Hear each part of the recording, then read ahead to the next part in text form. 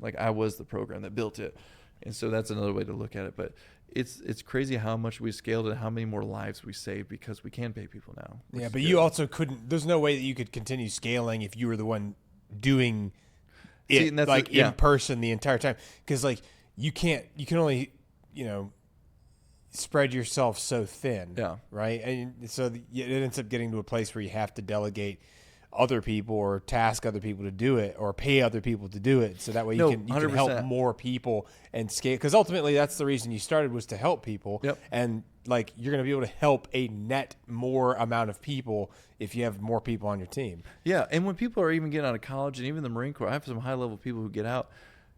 And imagine if they all went to the nonprofit space, how much better everyone would be. But you'd have to pay them even close to comparable to the other places that are trying to acquire them, because they can't make a life-changing decision being like, oh, yeah, I just got out of Princeton.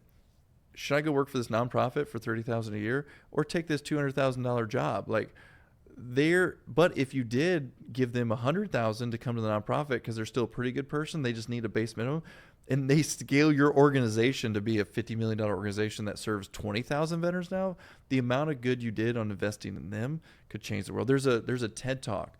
I wish I could remember the name of it. But it's the other thing that kind of changed my perspective on things. If you look at, I probably TED Talk nonprofit, I think it was like American Cancer Society.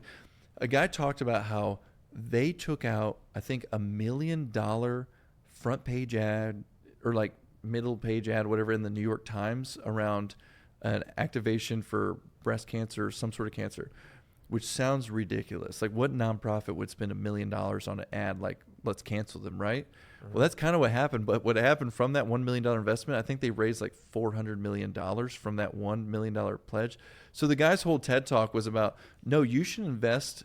He's like, why doesn't a nonprofit spend $250,000 to $1 million on a feature film and make a film, and then it goes out there and it raises $50 million?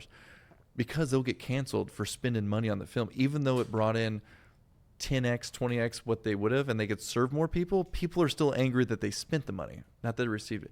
So I think he does this whole TED Talk, and I think he talks about that Cancer Society actually failing, even though they raised that much money, all because they spent the money. It's a weird thing to think about. So yeah, because that's like the weird thing. It's like, okay, nonprofits need to spend a certain amount of money advertising, or nobody's going to know that you exist. Yeah. Right. But at the same time, it's like you have a obligation to your donors to make sure that the money that they are giving to you is being spent to help people. Yep. But I mean, it's like that's why it's so weird. It is a weird gray area. You have to win it if you do. Like, we don't spend any money on marketing.